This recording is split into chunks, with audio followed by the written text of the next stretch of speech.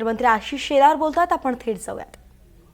मी या ठिकाणी उत्तर दिलेलं आहे. आता आंदोलकांची मानसिकता आणि मर्म याच्यावर बोलू. जर हिंदू जागृती आणि राम मंदिर मधला अपहार या मुद्द्यावरच आंदोलन करणार असतील तर त्या आंदोलकांची पार्श्वभूमी समजून घेतली पाहिजे. यामध्ये राजकारण आहे की नाही समजून घेतलं पाहिजे.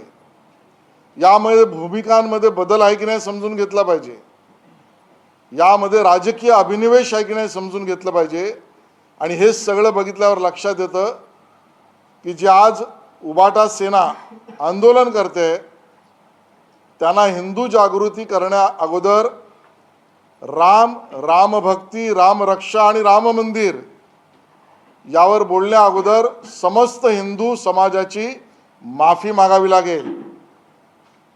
अयोध्येच्या राम मंदिरात जाऊन प्रभू रामचंद्राच्या चरणांशी नाक घासावं लागेल.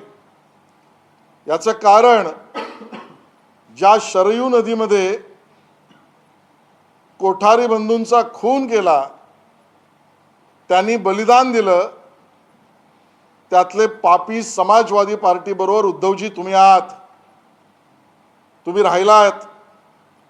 त्यामुळे हिंदू जागृती आणि राम मंदिर आणि राम रक्षा यावर बोलण्याआधी तुम्हाला हिंदू समाजाची माफी मागावी लागेल. प्रभू रामचंद्राचं अस्तित्वच ज्यांनी अमान्य केलं त्या काँग्रेस बरोबर तुम्ही मांडीला मांडी लावून आहात.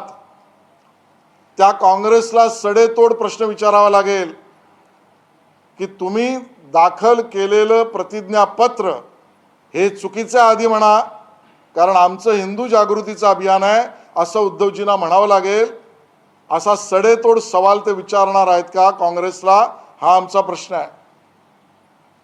राम सेतू याबद्दल ज्यांनी न्यायालयात भूमिका मांडली की रामाचं अस्तित्व नाही, राम सेतू मान्य नाही, त्या काँग्रेसच्या हातात हात तुम्ही घातलात.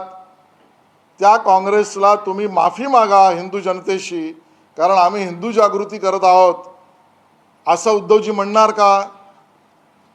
आणि हे प्रश्न संयुक्तिक होतात कारण आंदोलनकर्त्यांची मानसिकता आणि मर्म आणि बदललेल्या भूमिका स्पष्ट करतात.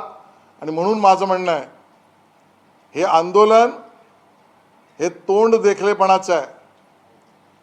या आंदोलनात हिंदू समाजात किंवा रामभक्तांमध्ये असलेली व्यथा मांडण्याचं नाही.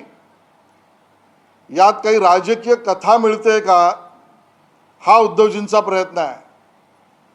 त्यामुळे हिंदू समाजांच्या व्यथेसाठी नाही, हिंदू मतांच्यातनं काही राजकीय कथा निर्माण करता येऊ शकते का, यासाठी आंदोलन आहे. आणि म्हणून या आंदोलनाला अधिष्ठान नाही. हे आंदोलन राजकीय हेतूने प्रेरित आहे आणि आंदोलनकर्त्यांचा त्यावर कुठल्याही पद्धतीचा अधिष्ठानात्मक भूमिका नाही. शेवटला माझा मुद्दा आहे जो मी मुद्दामून मांडतोय, अधोरेखित करून मांडतोय. या आंदोलनामागे षडयंत्र आहे असं माझं मत आहे.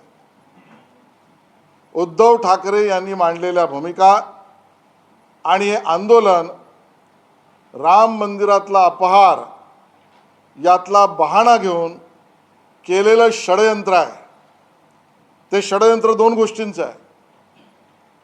एक तर यातून ज्या कुठल्या मंडळींना मंदिर, हिंदूंच्या भावना, रामभक्तीच्या भावना याला बदनाम करता येईल असं जी मंडळी प्रयत्न करत असतील त्या मंडळींना बरं वाटावं म्हणून उद्धवजी आंदोलन करतायत का,